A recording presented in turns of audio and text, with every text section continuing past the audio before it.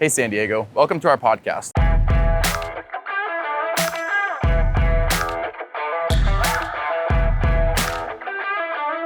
This is another recorded episode of Stay Classy San Diego, with video production provided by MaxLex Media at KCBQ with your host, Steve Wire. This podcast is dedicated to keeping you informed and engaged with the latest political events and trending news in the San Diego area. Join us on a weekly exploration as we sit down with prominent community members, political figures, insightful analysts, business leaders, and more.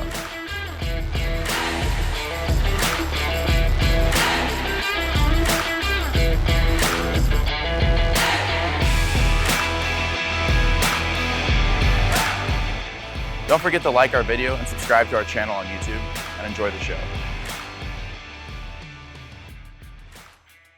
Well, episode 57, Stay Classy San Diego. ZB Savoy here in the studio with us. Thanks so much for joining. How are you? Yeah, I'm good. Thanks for having me, Steve. We originally connected over Instagram, right? Yep. And then you reached out and you're interested in coming on the show. And I took a look at your music and I listened to a couple of your songs and I was like, man, this stuff slaps, as the kids say nowadays. As the kids say. So I had to bring you on and I had to ask you a little more about what you're doing right now. Now, you played at Oktoberfest recently, is that right? Yeah. The La Mesa does a real big, blown out, kind of takes over the whole downtown area. Okay, and what was that like? I mean, did it like kind of give you a big boost in terms of, you know, the optics of playing at Oktoberfest? Yeah, it's a good. We played last year as well, and this year I split it up and played as ZB Savoy, and then I've got my country band, my old school country band as well. So yeah, it was great. We played 2 days in a row. It's like one of those well put together events that has, you know, a professional stage with professional audio and built in crowd of, you know, a few thousand people or whatever it is that come through there.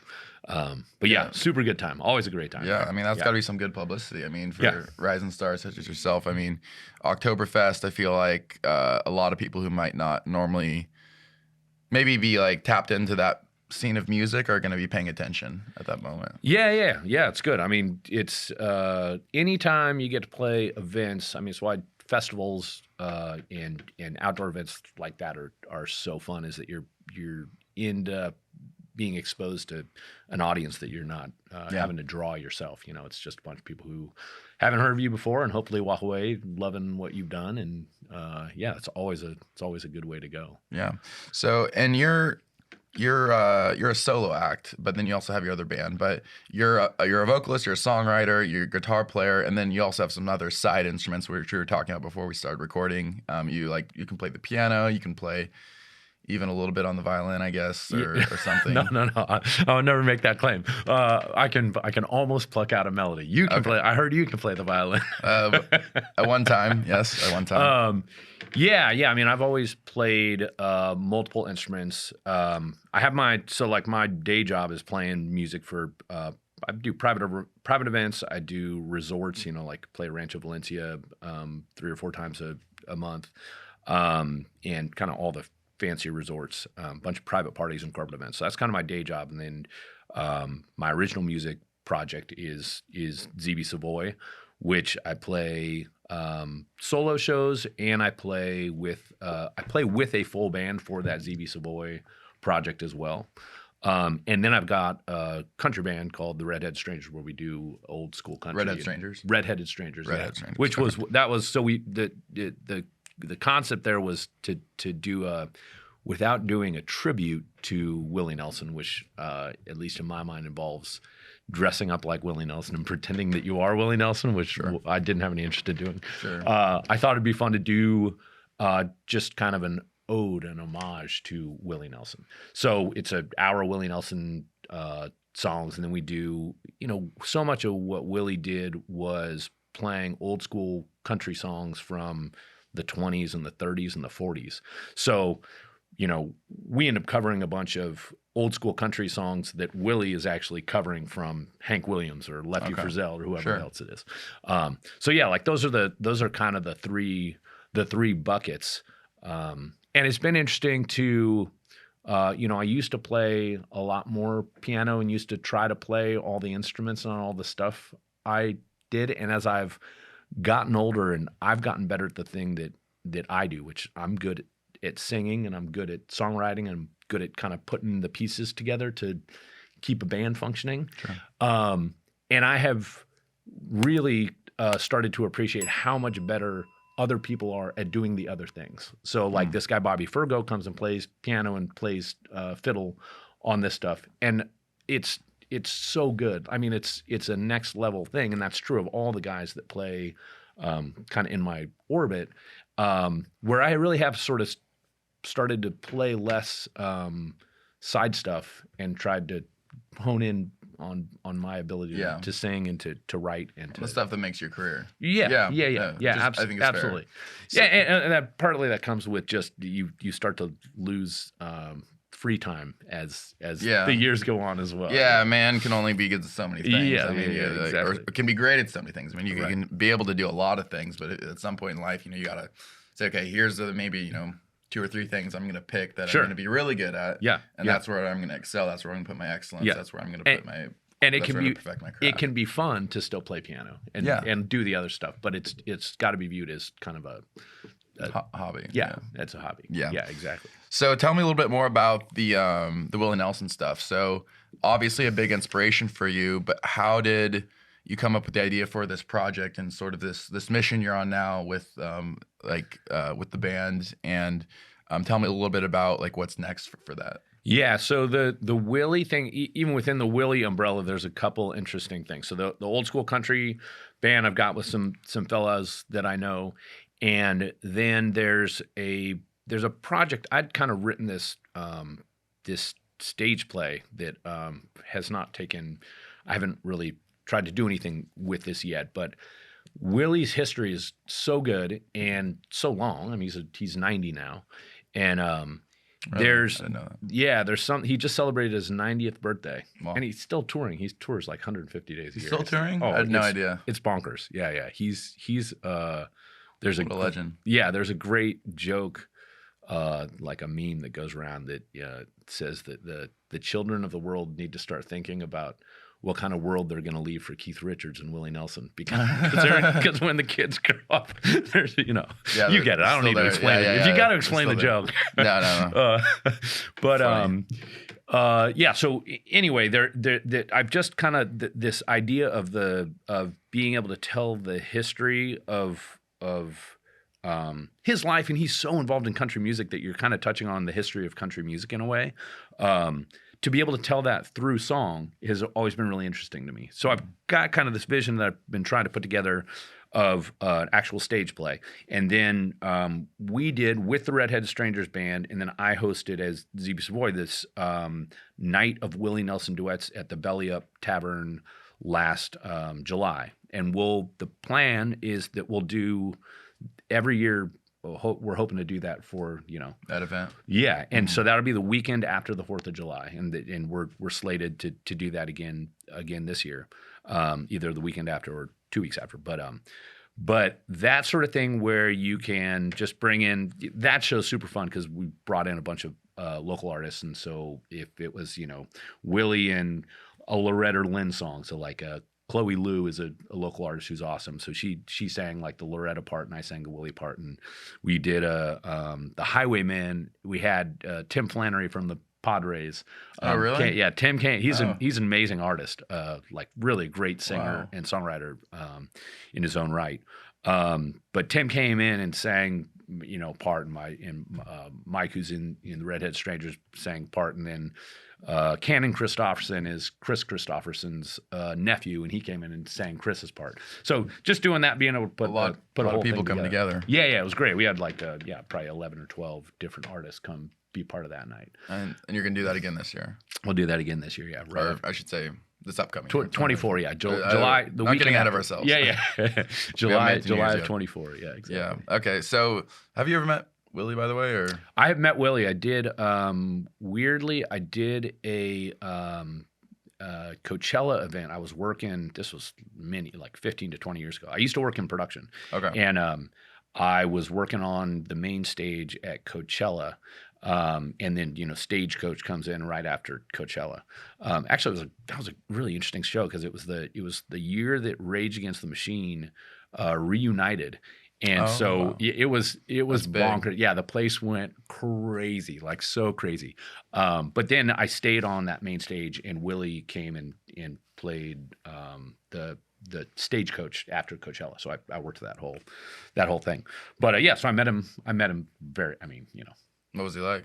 he was, he's Willie. He's and that quote unquote meet was like, hey Willie, and probably sure. It wasn't like we didn't hang. Yeah, but what about? So I mean, obviously you're a big fan of his music, but I mean, what about his music sort of influences what you do now in terms of the music you've already produced, in terms of maybe upcoming projects? I mean, what is it about like Willie Nelson and that particular style of artistry that sort of bleeds into what ZB Savoy is all about? Yeah, so part of what I love about what he's done in his career, and he really started out, if you look at pictures and videos of him in his like 20s, he was kind of a clean cut, trying to make it in that, like we had talked about pre-filming, that sort of clean Nashville thing. He was sort of trying to do that, and then he rejected it and moved back down to Texas and went into this, ended up becoming this sort of outlaw movement. But he's evolved in a lot of like really interesting ways, and never tried to pigeonhole himself. Like he'll put out a jazz record, or he'll put out a bluegrass record, or it's Just all does whatever. just whatever. And I feel like we as like musicians feel pressure to, because the industry tells you that you've got to like stay in this lane. He's just never really done that. I mean, I think he takes more liberties than almost anybody in how far he'll go in one direction or the other. But it's like all of us, anybody that I know that plays in the country scene, loves a bunch of other stuff, like loves some jazz or loves some hip hop or loves, and it's just there's a pressure to pigeonhole, and somehow Willie has been able to just rise above that and do whatever he wants. In the same way, he's also been able to transcend it in a way. He completely, but he also transcends political affiliation. Like people on the left and people on the right all love Willie Nelson. People who are 80 and people who are 16 all love Willie Nelson. He and I think Dolly Parton's the other person who's somehow been able to do this. They are just beloved by everyone. I think it's partly has to do with that. Hey, I'm just picking out the stuff that is good and that I like, and I'm not going to worry too much about this, that, or the other. Is that something you sort of aspire to in terms of the ability at some point in your career to sort of jump around between styles and say, hey, I'm not just going to, as you said, sort of stay in my lane but not be pigeonholed, but I'm going to actually like go outside, I'm going to experiment with something else? Or are you pretty committed to sort of I think we were talking before, like sort of the folk rock, Americana music that you're on now? I've made a lot of other interesting, like there was a time I lived in LA for about 12 years and was actually a recording engineer, was a studio guy and was writing songs. I've got a buddy named Anthony Kilhofer who does a lot of, he worked with, all kinds of people, but he worked with Kanye for a long time. Don't hold that against him. But he's got Grammys. He's very involved in the hip hop world. And I say Kanye because that's probably the biggest and first name that comes to my mind. But hundreds of other giant artists. But we used to have a spot out in the Valley in LA where he would make beats and I would write lyrics, and we were mostly doing it for like R&B songs for like female singers and some male singers too, but really it was like geared towards like the female pop singer, which is obviously like that wasn't a thing I was trying to do as a like performer. Sure. But it's really fun. I think it's fun to write songs in different genres and not try and you don't always have to be talking about the dirt on your tires and the empty whiskey bottle. Sure, yeah, go outside of that. Yeah, but so other than Willie Nelson, like, can you talk a little bit about some of the other, I guess, inspirations for your own music, like artistically, band wise? I mean, I think we talked a little bit before the show.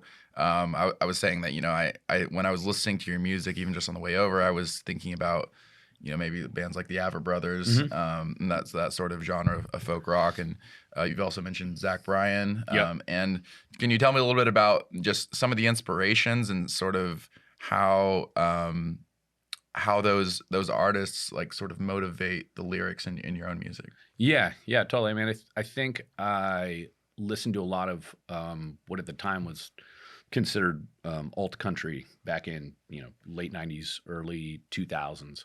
I had a sister who was very into that scene, so I was Ryan Adams, not to be confused with Bryan Adams, but Ryan Adams, old 97s, the Drive-By Truckers, who actually I just saw the Drive-By Truckers like 2 weeks ago at the Belly Up. But that was all kind of it's country, but it's folk rock. It's some mixture there. And so alt country, and I think Americana is the sort of tag that encompasses all of that now. But I've always, for whatever reason, been attracted to that kind of country sound. And I grew up in San Diego. I'm not a Midwest boy. I'm not from the South. Yeah. But I've always been attracted to that whether it's the instrumentation, I think like having pedal steel guitar, which is that kind of table shaped guitar with that just the saddest, weepiest sound you've ever heard. I've just always been attracted to the instrumentation and the clarity of lyricism, I guess, that the storytelling aspect of that type of music.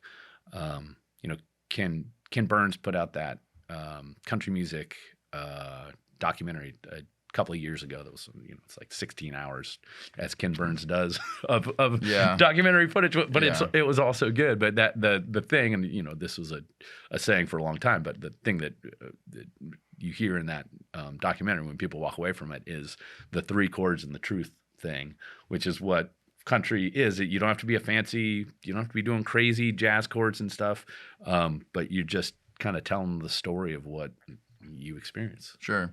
So as you said, we're in San Diego, we're not in the Midwest, but country is still alive and well in San Diego. Yes. I mean, like, what does the country music scene sort of regionally look like from your perspective? Yeah, no, I think it's really alive and well. Part of that three chords and the truth thing, part of the context of that saying was that guys like Willie and guys like Waylon Jennings were coming out and doing something that was very different than what Nashville thought of as country. And I say that because the umbrella is big enough that you can be doing all kinds of stuff and have it still be like quote unquote country. And I think that what we end up doing in Southern California is akin to that, in that there's a country element to it, but it's not what the pop Nashville guys are doing. It's its own sort of version. But there's a lot of great writers in San Diego and in LA. There's Mike Butler, who plays guitar with me, does a Wednesday night ramble around town. That's a collection of a bunch of the local country folk, for the most part, country. But yeah, it's a healthy scene. Like there's a bunch of people who love country and old school country, and it's a thing. I don't think that will go away. It's a healthy world.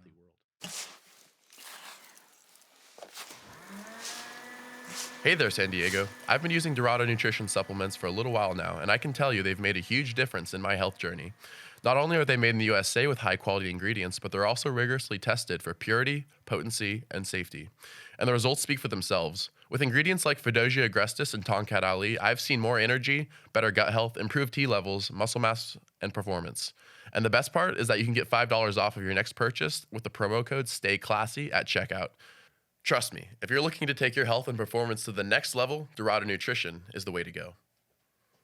Have you ever thought about, this is just the first thing that came to mind when I was thinking about country in San Diego. Have you ever thought about performing at Moonshine?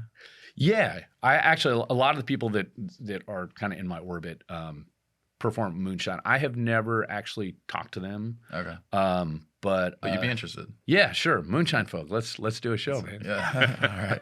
Yeah, that's when I think about country in San Diego, that's like, as somebody who, goes out a good amount myself, I think about moonshine, I think about, live performances there. And yeah. That came to mind. But But I'd love to do it. yeah, maybe moonshine if you're listening.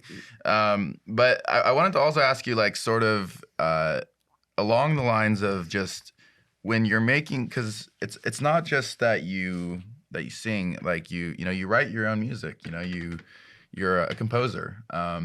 Now, as somebody who's a musician myself, I know that it's a hard thing to find your creative space in terms of, finding a place where you can make beautiful music, to make music that's going to inspire, music that's going to excel.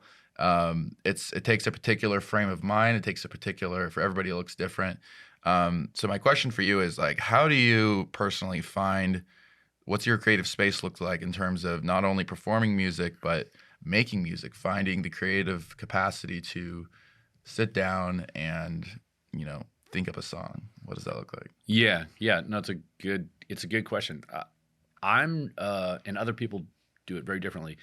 I'm not great at, like, carving out a section of my day and saying that I'm going to, like, write during that time. That's not a good way for me to work, just for the reasons you just described, which is you may or may not be in that sort of state of mind. The thing that I've gotten better at, and not great at, but the thing I've gotten better at is I mean, I have one of those heads that there's just, are we allowed to curse on the show? I don't know. Go for it. There are things I was going to say. Anyway, there are things in my head all the time, just like popping in. And so those ideas, and this is probably true of everybody who writes, but those ideas are constantly, like, popping in, whether that's a little piece of a melody or it's a sort of a macro concept of what a song could sound like, or it's a tiny, like, literally one line of a lyric. So those things are constantly, for whatever reason, I end up surfing a lot, and surfing's the one of the few places where you don't have a phone and you don't have a lot of distraction other than other people. But I find that happens so often when I'm in the water. Or when I'm driving, but in the water is interesting because you can't do anything about it. Yeah, you gotta have to actually remember. You gotta, like, really stamp it down. Yeah. But as the thing I've gotten better at is, as those things pop into my head, whether I'm driving or whenever it is, I've gotten much better about plucking them out and getting them somewhere organized into like a memo or written on one of these little guys. Or sure. have you. You have, like, a little notebook where it's like you get home, you get back from surfing and you immediately just, like, writing stuff down. Yeah. I mean, generally, like, I have this little notebook, which I do that with, but for the most part, I'll just I stick it into the phone. Sure, fair enough. Yeah. I mean, yeah, there's something to be said, I feel like, for still handwriting things, but the phone is handy and it's right there. It's so accessible. Yeah. Like, if you think of something, we're gonna write it down on our phones for the most part. But I mean, I don't know. I do a bit of creative writing myself. I still try to use, like, the actual journal or notebook from time to time, but it's tough with the accessibility of the phone. Just it's right there. Yeah. It's interesting though. I was thinking the other day, for me, part of the reason I put it in the phone is, most of the time for me, a lyric will come with some portion of a melody. Like, it'll have some melody attached to it. So that's easier to get into a phone if I can just sing it into my memo or whatever. But I was literally just thinking how interesting it would be to stop attaching that melody to the lyrics and just go back to physically writing it and having the lyric without any melody. And seeing how that would change what kind of came out the other side. You think it would? I do. I think it would change it significantly. What, for the better or worse, I have no idea. Yeah, sure. No, it's funny. While you're talking about, like, writing in the notebook, I was thinking about this, completely different genre of music, honestly. But the movie, I don't know if you've ever seen the movie 8 Mile, where Eminem writes down. Absolutely. He writes down, like, every time he thinks of, like, something that rhymes or words that rhyme, he'll like write it down on a piece of paper, and that's kind of how he keeps track of. When he's asked to freestyle, he's like, he has all this stuff that's already, like, collected in his head that he's been writing down. And I just find it interesting that every artist has their own way for doing that in one shape or form. And for you, it sounds like you do kind of use the notebook a bit, use the phone. And But as you said, your creative space is, interestingly enough, like sounds like at a time where you're not distracted, a time when you're very much away from all of that. Yeah, I think that's true. I mean, you're it's like I do a fair amount of meditation, and we live our lives, especially with phones. We live our lives for the most part with a constant stream of distraction. Like even just our own thoughts are partially distraction. And to be honest, like included in that are the lyrics or the melodies that might pop into my head. Those are just another form of distraction. But to be able to recognize that and pluck those out and do something with them is a skill that I'm still trying to develop. I almost wonder if nowadays it's harder for a musician to draw inspiration from, for the music because of the level of distraction that there is, because of the constant bombardment of information that we get from our phones, from our computers, just from social media. Like this constant rush of information almost seems to like it would crowd out that creative space.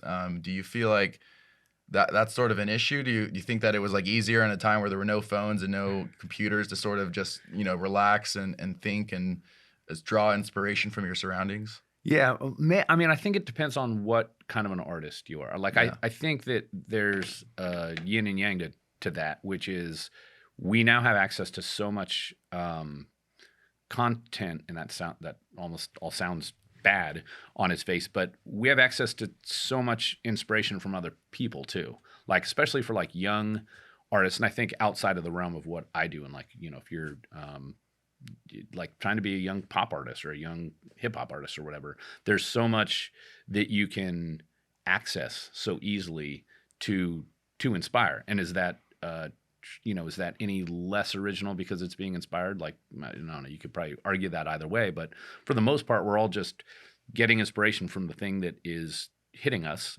whether it's other songs or it's nature and whatever it is.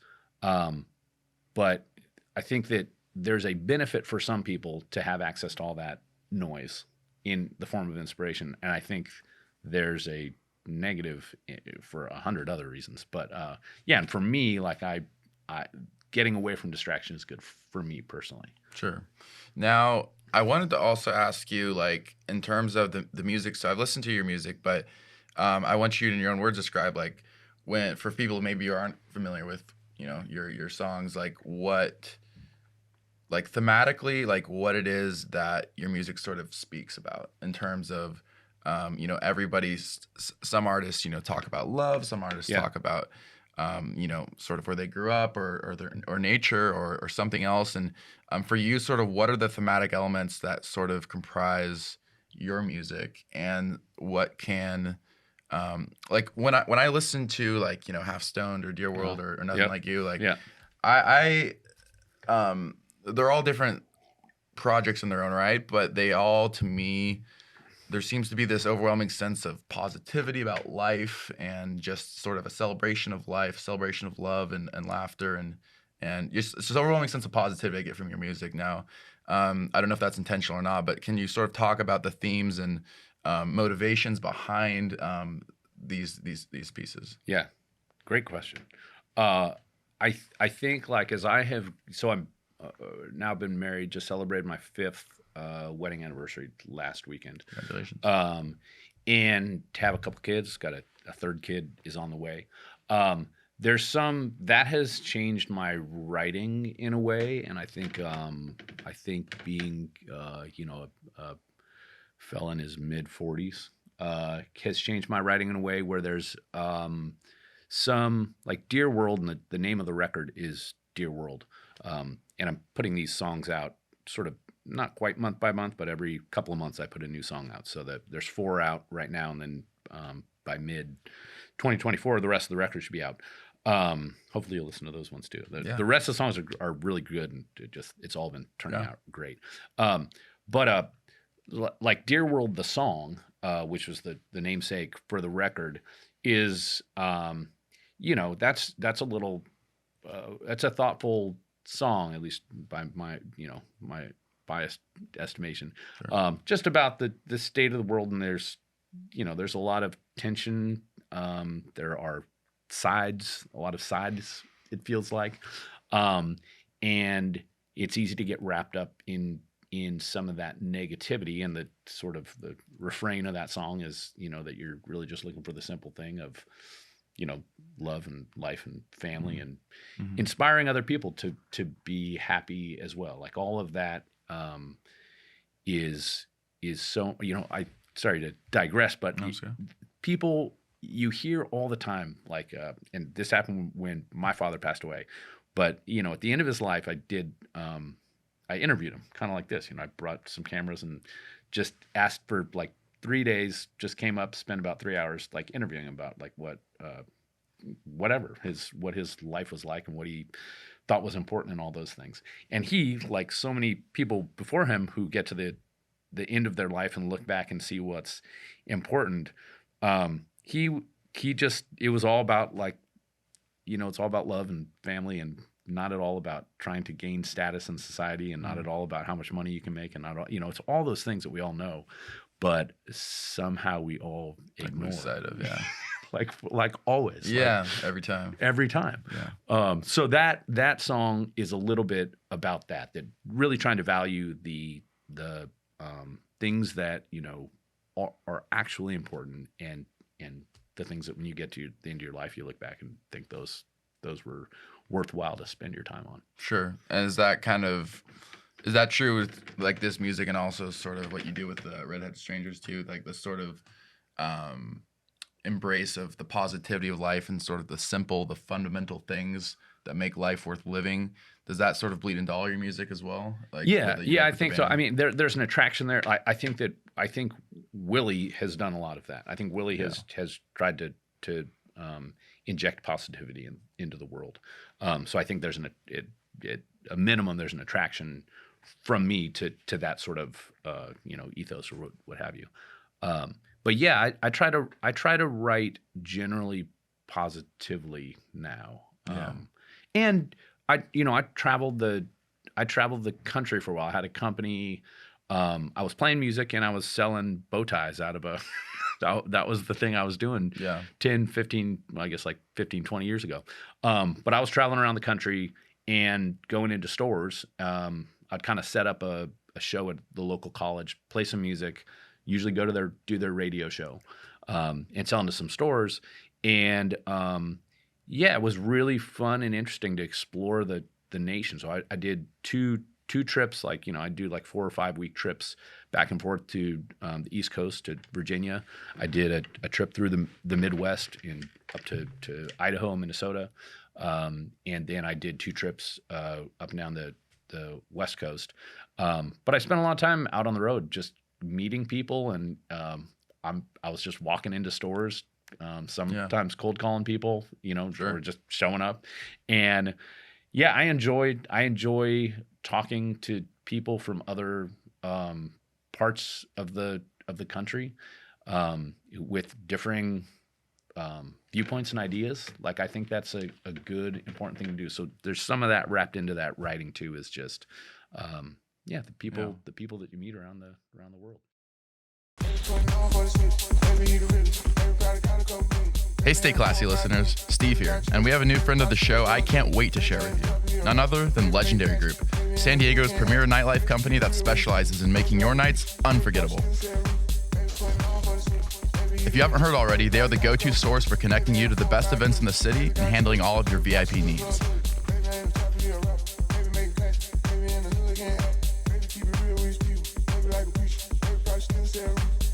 To access the very best of San Diego, visit www.legendarygroup.com. That's www.lgndrygroup.com for more information. Do you feel like there was a point at which you're like, oh man, like professional music and what I'm doing now, like this is about to take off. Like this is getting to the point now where at some point I'm going to be doing only this. Like, when did you sort of reach that point? Yeah, it's interesting because I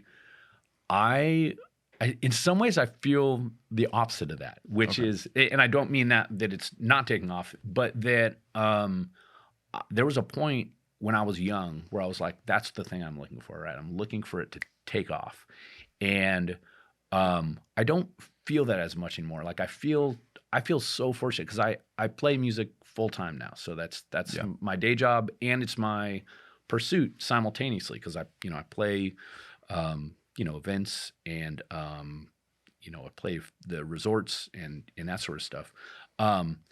And I'm like I truly feel fortunate to get to do that. And I've had other jobs that are less fun than getting to play music for people and having people get like you can play at a bar to 10 people and if 2 of those people come up and they're like you made our night like that says something. That's great. Like it's so much fun. So getting to do that is great, and I'm really content to be able to do that full time, and then to be able to pursue more on the original music side is also super fun. To be able to pursue the stuff on the Willie side and kind of put some of these shows together and hopefully like provide some context and history of what Willie and what country music and old school country music has been doing. Like all that's really fun. So I no longer view it as like this thing that you get to make. I feel like I'm already doing a thing that I'm very happy to be doing. Yeah.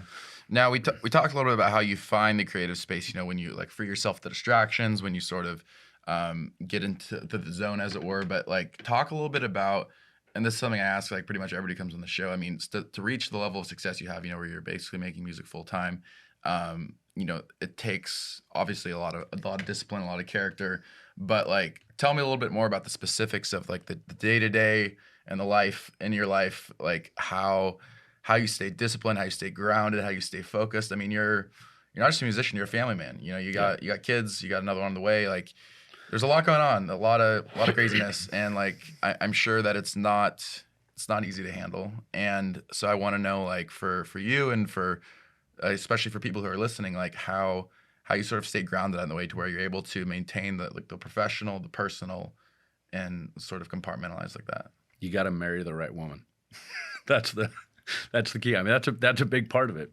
My wife Courtney is amazing and super supportive in everything that I do, and that's not just like a go do it. It's more. It's like the actual day-to-day logistics of she works. She's a nurse and works, and she's got a window that she goes to work, and then she comes back from work, and that's the work day.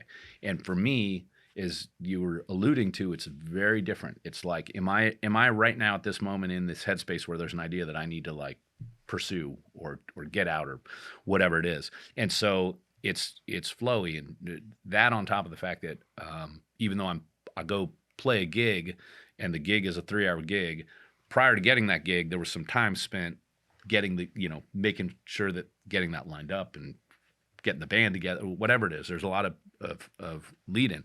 So there is an element of needing to carve out time that's not as clearly defined as work, because a lot of it's you're just communicating with people all day. Your Instagram, me and you getting talking right now. So having that support is huge. I mean that. And then I think I'm not perfect by any means of carving out that time every morning, but for me, like being able to spend 30 or 40 minutes like doing a meditation, trying to get some exercise, like getting those things together so that I can then have a successful couple hours or 3 hours of kind of call creativity. It the creative time prior to the just playing time. That's important. I've been trying to make sure that I am allowing myself that sort of health element. Sure. Do you now another thing I wanted to ask you is I know I keep coming back to it, but it really is my favorite song I've listened to by you, Half Stoned. Yeah. Like the lyrics behind Half Stoned, and it's like half stoned, half drunk, all the way in love with you. Yeah. Like again, sort of that promoting that positivity, that sort of embrace of the simple things that make life good. Yep. Like good food, good drink, all that. Good weed. Yep. But no, on a serious note, like what sort of went into that song, like sort of conceptually, like talk about when you started to think about it and like sort of how it went from this, from sort of the ether of ideas floating around to like a more solid concept, and then actually like what went into the lyrics of that particular song. So that was interesting. I've told this story somewhere else before, maybe a couple times before, but so like I said, my wife's a nurse, and she would leave, and she leaves at 6 at night or what have you. So that only happened. She started working maybe 2 years ago, and so it was a new thing that I had these evenings just kind of alone, and I was like, oh, I'll just take a little bit of that. I'm not a big I don't get real stoned. I just get like a little bit stoned. And maybe have a glass of wine or whatever. Sure. And so that lyric actually popped into my head during that time. And I wrote it on we got a whiteboard, and I wrote it on our fridge, and it sat on our fridge. It just popped in my head, half stoned, because I felt like I was half stoned, half drunk, and I was just real happy with, I don't know, the relationship and life, and everything seemed good.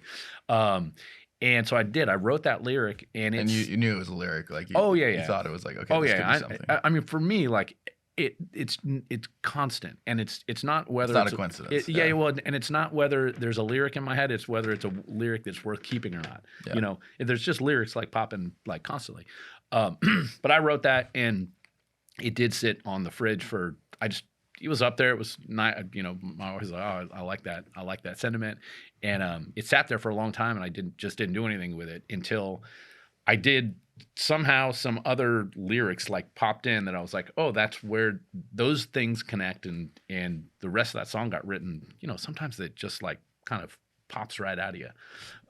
But it sat for 6 months, that line. And then the rest of the song got written in, I don't know, like 15 minutes probably, just kind of flowed right out. Yeah.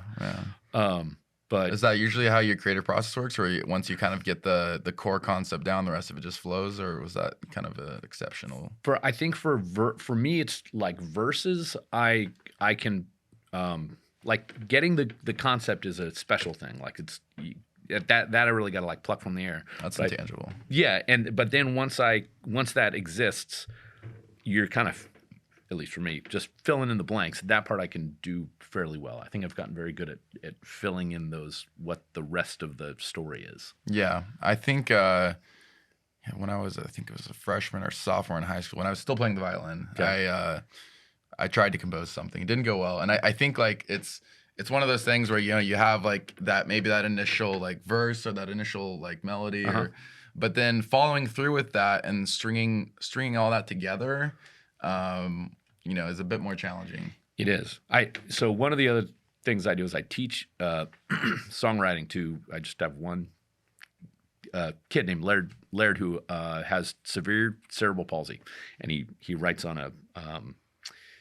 writes with his eyes on a computer screen because he's nonverbal, but he's a great little writer. But that is the thing that we talk about all the time, is that the idea is so important. It's probably the most important, is what that concept is, or that hook, or that like clever line, or whatever it is. But then to make it a song, you have to be able to do the rest of the part. So that is not that it's work, but there's a little more like you got to work through and make the rest of that thing feel cohesive. Sure. Now, we've already talked about the number of different things you do. You play for private events. You're making music now. You're a family man, but you also are involved in a number of you're also involved in some philanthropy, and I wanted you to talk about that a bit in terms of wealth generation and what that means to you, like sort of how you got involved and what direction you're taking that in. Yeah, so I had this this thing that I've started, a program that right before COVID, we were about to sort of unroll and get into. We're hoping to start down at the Monarch School, which is like a school for kids of homeless parents for the most part. I back in my business, I had a lot of those kids come into my shop, and they worked as interns for me. And there's just this, those kids just got screwed in life. Like they don't have any of the advantages that like I had, even for my ability to go pursue music and what have you.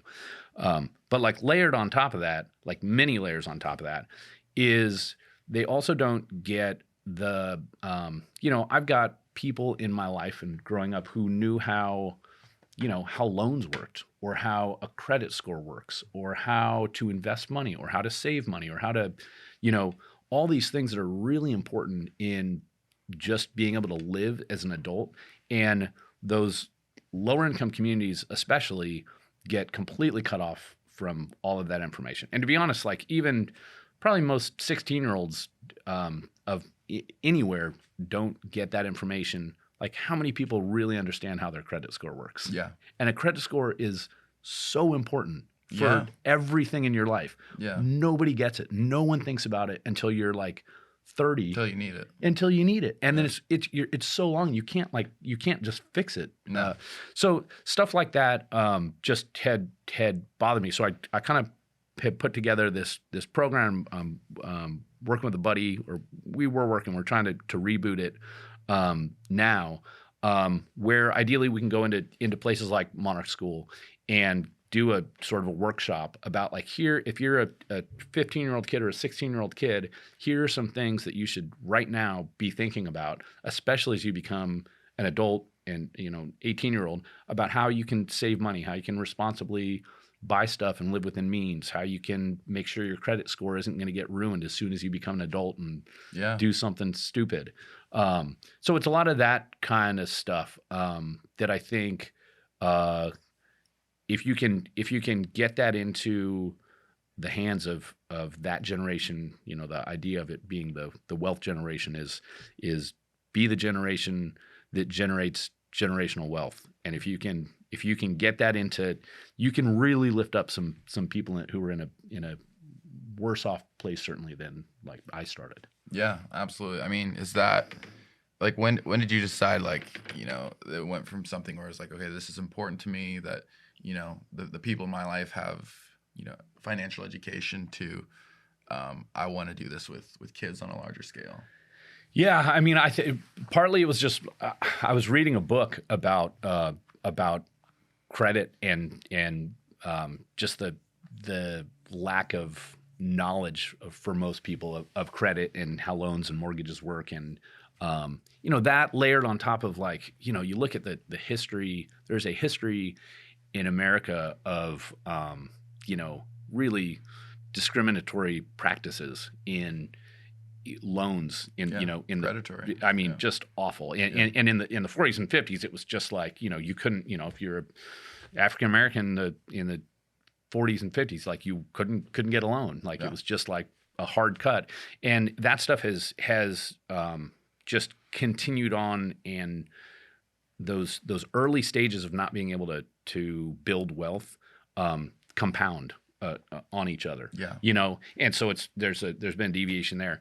Compound interest is another one, like how compound interest works. Like so many people that's not on the radar. I feel like the average person that you'd stop on the street probably couldn't give you a good definition. Probably not. And like the big problem for me, like the reason I wanted to try and do this thing is it's not even that that people know they should know these things but don't know them. It is that they don't even know that these are things that they should know. Yes. Like it's that far down.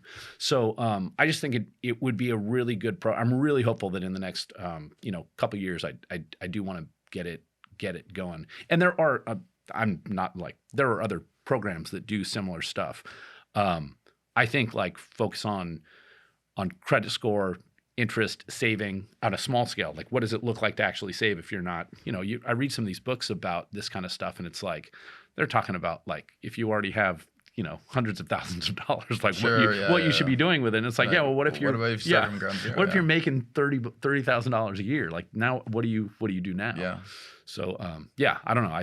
I'd like to make that happen. I had a good push, and COVID happened, and we kind of fell off, and hoping we're going to get back to it. Yeah. You guys have a website or anything? Or?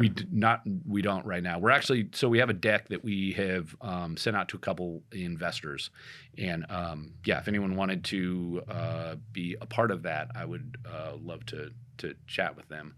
But happy to send the deck out. Back to this music side of things. What's next? I mean, you just came out with a big lineup of singles, but what's the next project? I mean, are you working on an album? Are you working on another single? Like, and I'm talking about like solo wise, and also for Redhead Strangers, I guess. But more solo wise, like what's kind of the next career move? Yeah, so there's four songs out. So the rest of that album will come out in the beginning few months of 2024. Okay. What's the name of the album? It's Dear World. That song is Dear World, and that's the name of the album as well. So that will come out. I've got most of that stuff's already been recorded. I've got some like overdubs and some vocal stuff that I still need to do. But for the most part, it's done, and then just has to get mixed and distributed. But those should come out over the course. I think the next one slated for January 15th is the release on that. Friday Night Shoes should be the next song. And yeah, that's the plan, is get that out there and see if I can get some traction on the album and do some touring. Bless you. Do some touring on that, just the original music side of stuff. Where would you tour? I've got some even from those trips that I was doing with my company. I've got some spots up and down the West Coast that I can hit. Just kind of all the coastal towns, and then I'd keep it somewhat regionally. I've got with the family. I don't want to be gone many weeks at a time. But yeah, at least in the Southwest of America, I'd like to be playing a lot more original shows. Absolutely. So album's coming out January 15th. January 15th will be the next single. Oh, next single. Yeah, and then like the whole record will probably be out by count one every month or every 2 months. So, but certainly by like the end of the summer of 2024, the whole record will be out. Okay, Dear World, check it out, people. Well, as we close, I just wanted to thank you again for coming on, but also like in terms of kind of how your career is like moving forward at this rate. Like my last question for you is just sort of, and I ask a lot of people this, but like your legacy as a songwriter, as a musician, you've sort of alluded to it already in terms of the thematic elements of your music, the reason why you write music, but just as we close, like sort of explain to our viewers like what it is about your music and what it is about you really that you most want to be remembered by, that you want your legacy to look like as a musician, as an artist, and sort of how that's playing into the work that you're doing now and what you're going to do. Yeah, great questions. I think that with everything, I mean, true of my music too, but I think that there is in 2023 a lot of as we have these things in our hands with like social media, there's a lot of how do I say, amplitude given to things that are not quite meaningless but close to meaningless. Like bless you if you can do the dance move that's the trending thing and you're in an outfit that gets it. But I think there are still important weighty subjects that require thought, and like actually thinking deeply about things is important. And I think if you're being honest in the way that you think about stuff, then you realize that it is good to be spreading positivity to other people and to the world in general. And that is going to not just lift other people up, but it's going to lift you up. So I think like that some combination of thinking sincerely about what's around you and being like, we use the word considerate, I think, very loosely. Like if someone's considerate, you're just like, oh yeah, they're nice. But that word is that you are actually considering what is around you. You're considering your environment. You're considering the consequences of what you do. And I think taking that stuff somewhat seriously without taking yourself too seriously is a good way to be. And so I hope to do that. Yeah. Do you do you feel like with, and I know I said that was my last question, but I'm curious to know with, like, as you said, sort of the rise of the distraction media around us, like, do you feel like that sort of sucks away the sort of the intentionality of people, being sort of aware and considerate of what's going on around them? Like, are you one of those people who thinks that, like, with the distractions that exist, that, people are less reflective, less focused on sort of their own state of being and how they relate to their environment? For sure. Yeah, I mean, and I think like I'm also not one of those like anti-technology people. Well, no, but just the effect that it's having on 100%, like that I think is totally true. And then there are positives with technology as well. So it is a balancing act, but 100%, like I think people are, myself included, like I am not able to escape that, but you're just not as aware. I mean, how many times do you see kids, like we think about this a lot because we have kids, but you see a family go to dinner next to you and it's two kids and they just put an iPad in front of the kid for 2 hours. Yeah. And, you know, probably those parents are then on their phones for most of the next 2 hours. Yeah. And it's like, that is, you are losing interaction. Now, you're also maybe dad is now connected with someone across the ocean that he wouldn't have been able to be connected with if we didn't have the technology. But yeah, there's give and take there. Yeah. Yeah, absolutely. Well, thanks so much, man, for coming on today. Yeah. This has been really fun. We'll have to do this again. Maybe when the full album's out. That'd be great. Yeah, maybe right before the Willie show. In July, I'd love to come in promo the Willie show. So that's in July, and that's with Redhead Strangers. Yeah, Redhead Strangers will be the band on it, and ZB Savoy's the host name on it. Yeah, it's the band. And then your next single, I can't remember what it's called. January 15th. January 15th. Yep. It's gonna be what's the Friday Night Shoes. Friday Night Shoes. Yep. All right, stay tuned for it. How can people find you online? ZB Savoy. ZB Savoy. I was directed to look at the camera. ZB Savoy is my Instagram, my Facebook. My webpage is zbsavoymusic.com. It's all just ZB Savoy. ZB Savoy. Yeah. There it is. There aren't a lot of other ZB Savoys. So no, I haven't heard of any. Yeah, I'm pretty sure you're unique in that regard. But love your music, man. Love that you came on today, and keep killing it, man. Absolutely. Thanks so much, Steve. Appreciate it. All right, awesome. Thanks, buddy. All right, thanks. That's a wrap. This has been another recorded episode of Stay Classy San Diego with your host, Steve Wire. Thanks again to our sponsor, MaxLux Media and maxluxmedia.com. Check us out at stayclassypod.com or any of our social media outlets. We're on YouTube, Spotify, Apple Podcasts, Facebook, Instagram, Twitter, and everywhere else you get your podcast content. Please like and subscribe to our channel. It really helps us continue bringing you important content that you're not going to see anywhere else. And thanks to all of our listeners for tuning into the show. See you next time. Stay classy, San Diego.